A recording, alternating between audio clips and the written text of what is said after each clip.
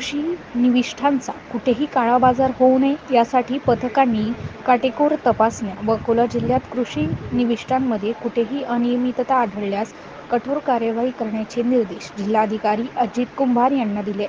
12 जून रोजी कृषी निविष्ठा खते बियाणे यांच्यावर वितरणाबाबत बैठक जिल्हाधिकाऱ्यांच्या दालनात झाली. निवासी उपजिल्हाधिकारी विजय पाटील, जिल्हा कृषी अधीक्षक अधिकारी शंकर किरवे, कृषी विकास अधिकारी मिलिंद जंजाळ, मोहीम अधिकारी महेंद्र सालके आदी मान्यवर यावेळी प्रामुख्याने उपस्थित होते. अकोला जिल्ह्याचे जिल्हाधिकारी अजित कुंभार यांच्या नेतृत्वात व जिल्हा कृषी अधीक्षक शंकर मिरवे यांच्या मार्गदर्शनाखाली मूर्तिजापूर येथे कृषी केंद्राची स्वतः उपविभागीय अधिकारी संदीप अपार व तालुका कृषी अधिकारी विठ्ठल गोरे यांनी कृषी केंद्राच्या गोडाऊनमध्ये जाऊन स्टाफ रजिस्टर व प्रत्यक्ष खते व बी बियाण्यांची पाहणी करून संपूर्ण रेकॉर्डची पाहणी करत समाधान व्यक्त केले.